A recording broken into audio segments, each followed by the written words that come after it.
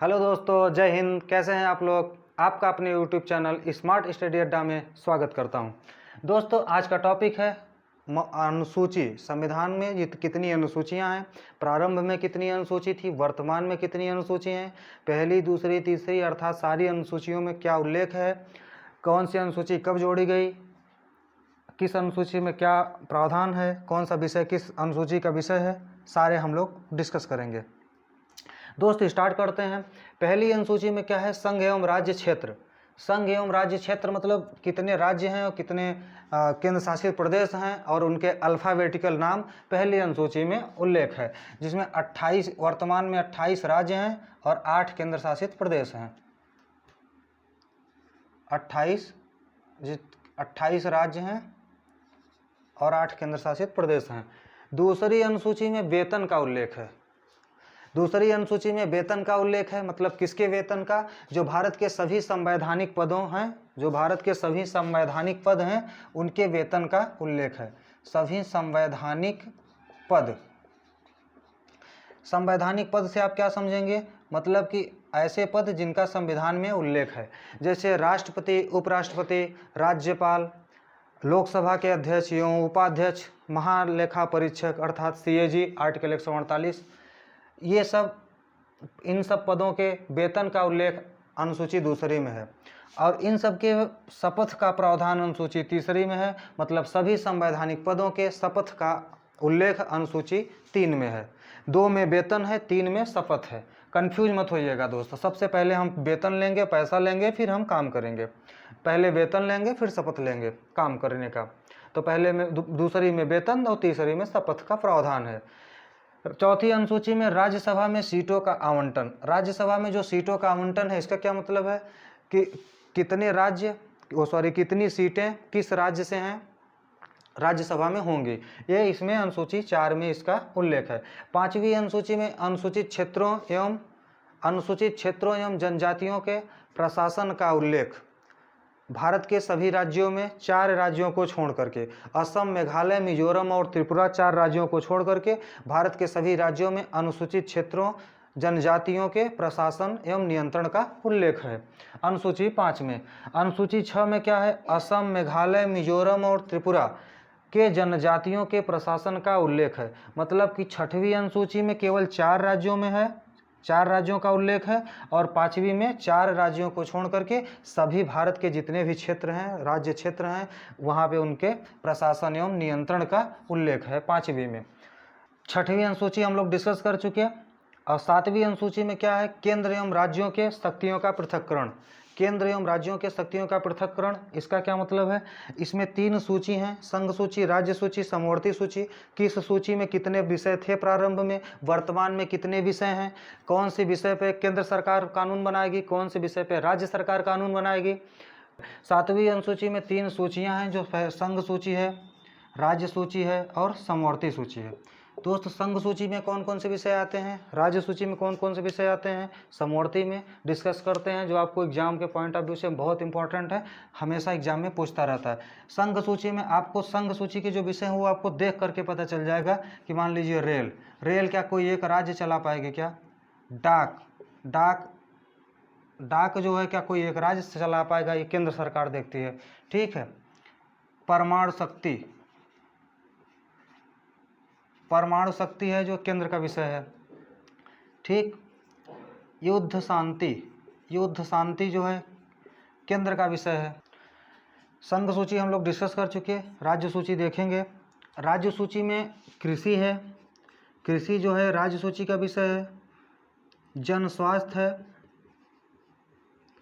स्वास्थ्य राज्य सूची का विषय है। पुलिस है, जन स्वास्थ्य के बाद पुलिस है, ये भी राज्य सूची का विषय है। शांति व्यवस्था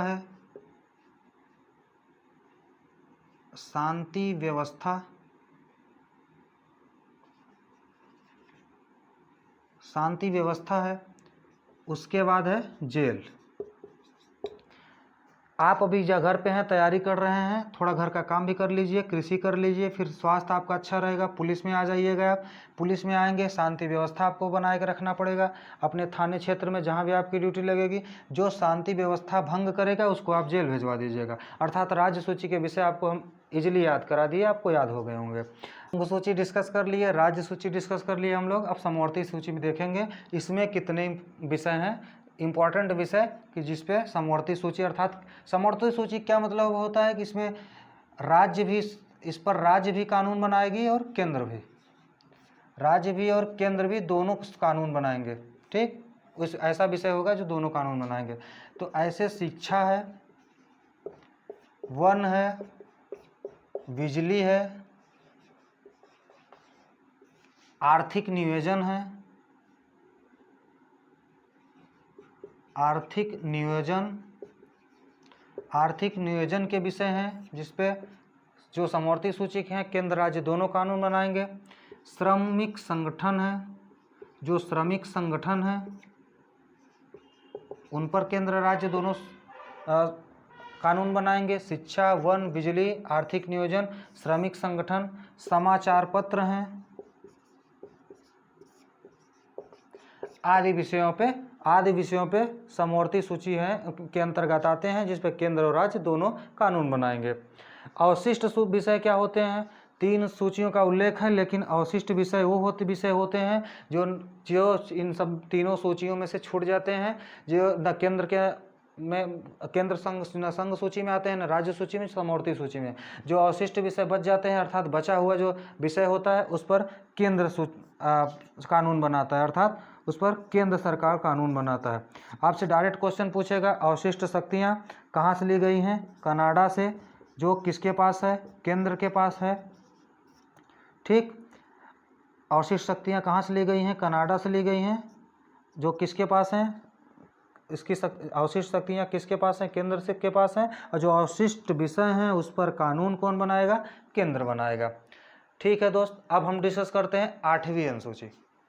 8वीं अनुसूची डिस्कस करेंगे हम लोग, 1 से लेकर के 7 तक डिस्कस कर चुके हैं, 8वीं डिस्कस करेंगे। 8वीं अनुसूची में जो है 22 भाषाओं का उल्लेख है, 22 भाषाओं का उल्लेख। दोस्त, मूल संविधान में कितनी भाषाएं थी? मूल संविधान में जो थी वो 14 भाषा थी। वर्तमान में कितनी भाषाएं हैं? वर्तमान में कितनी भाषाएं हैं? 22 भाषाएं हैं। 14 भाषा से 22 भाषाओं का सफ़र हम लोग यहाँ करते हैं। कैसे 14 से 22 भाषा हुई हैं?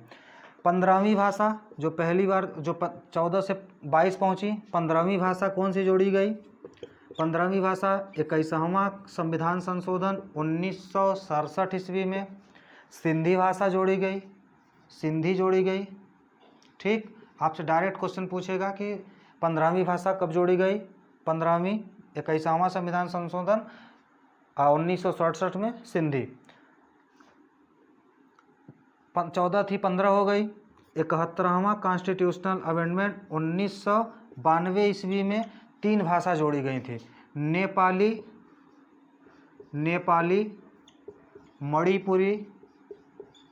मणिपुरी और कोंकणी। नेपाली, मणिपुरी और कोंकणी। इसको हम कैसे याद करेंगे दोस्त? नमक, नेपाली, मणिपुरी, कोंकणी। उसके बाद 4 भाषाएं फिर जोड़ी गई। वो कब जोड़ी गई? 52वां संविधान संशोधन और 2003 में 4 भाषाएं जोड़ी गई। 52वां संविधान संशोधन 2003 में 4 भाषाएं जोड़ी गई। बोडो, डोगरी, मैथिली, संथाली, 4 भाषाएं जोड़ी गई। हम उनको यहाँ डिस्कस करेंगे। कौन कौन सी हैं? बोडो है, डोगरी है, मैथिली है और संथाली है। ठीक दोस्त, प्रारंभ में 14 भाषा थी, वर्तमान में 22 हैं। 15वीं जोड़ी गई सिंधी, उसके बाद 3 जोड़ी गई नेपाली, मणिपुरी और कोंकणी, फिर 4 जोड़ी गई 52वां संविधान संशोधन में बोडो, डोगरी, मैथिली, संथाली, जिनको हम याद करेंगे BDMS, बोडो, डोगरी, मैथिली, संथाली। ठीक दोस्त, अब हम डिस्कस करेंगे 9वीं अनुसूची कब जोड़ी गई। 10वीं, 11वीं और 12वीं, 3 अनुसूचियाँ हमारी और बची हैं जो एग्जाम के पॉइंट ऑफ व्यू से बहुत इंपॉर्टेंट है।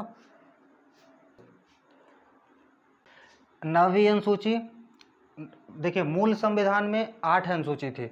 मूल संविधान में, प्रारंभिक संविधान में, यानी मूल संविधान में 8 अनुसूची थी, वर्तमान में कितनी अनुसूचियां हैं? वर्तमान में है 12 अनुसूची। अब 8 अनुसूची से 12 अनुसूची कैसे हुआ देखते हैं। 9वीं अनुसूची कब जोड़ी गई? पहला संविधान संशोधन, 9वीं अनुसूची, पहला कॉन्स्टिट्यूशनल अमेंडमेंट 1951 ईस्वी में 9वीं अनुसूची जोड़ी गई, जिसमें भूमि सुधार संबंधित अधिनियम थे। क्या थे? भूमि सुधार संबंधित अधिनियम 9वीं अनुसूची में था। भूमि सुधार संबंधित अधिनियम,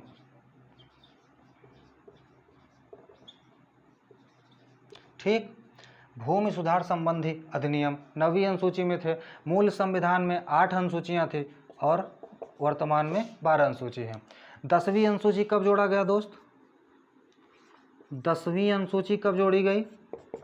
52वां कॉन्स्टिट्यूशनल अमेंडमेंट 1985 ईस्वी में, यानी 52वां संविधान संशोधन 1985 ईस्वी में, जिसमें दल बदल विरोधी कानून, दल बदल विरोधी कानून है, ठीक। 11वीं अनुसूची कब जोड़ी गई? 11वीं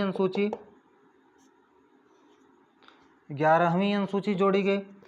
73वां कॉन्स्टिट्यूशनल अमेंडमेंट 1992 ईस्वी में, ठीक। 73वां संविधान संशोधन 1992 ईस्वी में, जिसमें ग्राम पंचायतों का गठन है, ग्राम पंचायतों का गठन है। याद रखिएगा, 11वीं अनुसूची 73वां संविधान संशोधन 1992 ईस्वी में आया, जो जोड़ी गई, जो 24 अप्रैल 1993 ईस्वी से लागू हुई। कब से लागू हुई? 24 अप्रैल 1993 ईस्वी से। 24 अप्रैल को ही इसीलिए पंचायती राज दिवस मनाया जाता है। पंचायती राज दिवस इसीलिए मनाया जाता है, उसी दिन से पंचायती राज दिवस मनाया जाता है जो लागू हुआ था। 12वीं 24 अप्रैल 1993 ईस्वी को पंचायती राज व्यवस्था लागू हुआ था, उसी दिन पंचायती राज दिवस मनाया जाता है। ठीक है दोस्त, 1 से लेकर के 11वीं अनुसूची हम लोग 11 तक कंप्लीट कर चुके हैं। अब डिस्कस करेंगे 12वीं अनुसूची।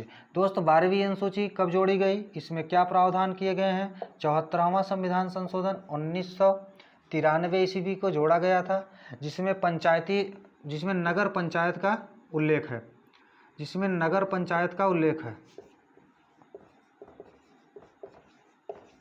नगर पंचायत में टोटल कितने विषय हैं? 18 विषय हैं। और ग्राम पंचायत में कितने विषय हैं? 29 विषय हैं।